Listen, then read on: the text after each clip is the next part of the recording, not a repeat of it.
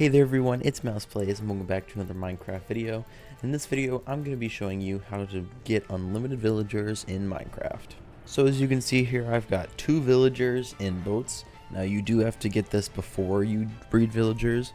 And then if we zoom out here, you can see that around 300 blocks away, I do have a place where we're going to transport these villagers. Now you do have to do this for any villagers that you want to breed.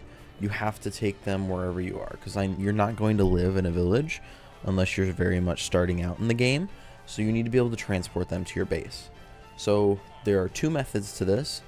Use boats, and the boats are going to be the cheaper way, or you can use minecarts, which do require a lot of iron to make the rails, or you need to find a lot of mine shafts to gather all the rails. But we're just going to use boats in this video, as you can see here. And another thing you'll need with boats is you're going to need some pistons, because boats by themselves are not able to go up on blocks. So you'll need to bring some pistons and levers with you. And then you're going to need to create a path. As you can see here, I've got a piston there. And then we're just going to create a path so we can get all the way to our little house without having to go on over as many elevation changes as possible. And then another thing you have to keep an eye out for is these paths in the villages are actually considered lower than the grass blocks.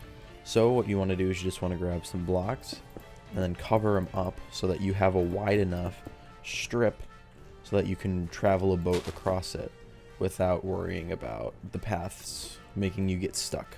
So pretty much all you're going to do now is you're just going to get in your boat with your villager and you're just going to drive it all the way to your base.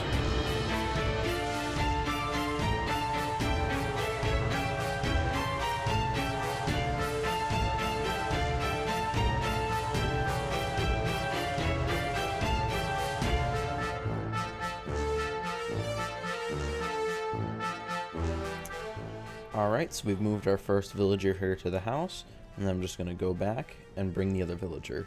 I would recommend keeping the villager in either the minecart or the boat, because you're going to have to keep these doors open to get the other villager in later on.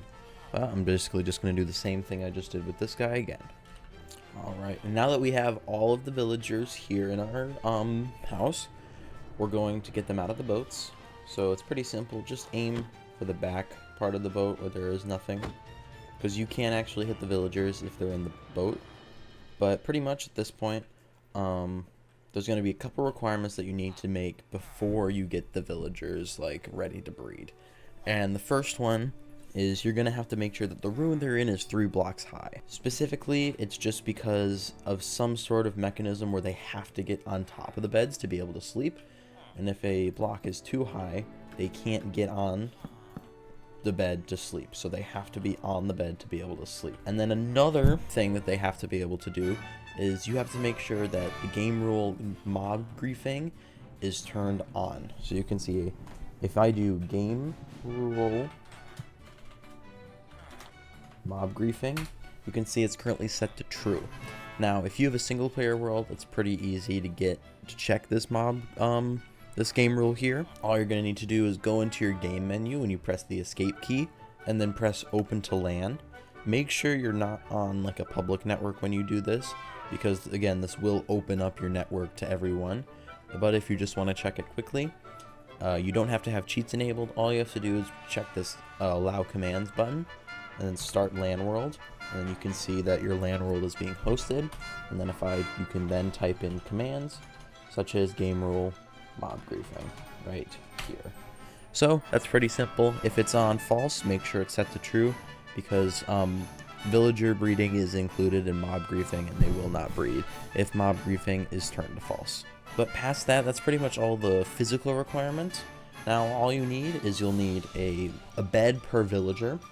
So you'll have 2 villagers already, so you need 2 beds for those villagers, and then you need an extra one for every other villager you want to add. Now the only thing you're going to need to do is to initiate the breeding is you're going to need to pick one of these objects. So every time you breed a villager, you're going to need 12 carrots, 12 beetroots, or 12 potatoes, or 3 pieces of bread.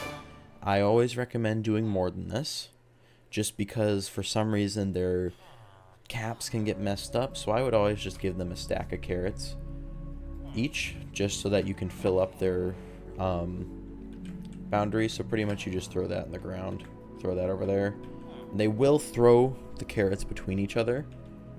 But then once they figure this out, here, I'll put this up because I think it's confusing them. But then once they realize that, then they realize they have enough beds and they have enough foods, they will start the breeding process. Walk away here, and yeah, you can see there's one right there.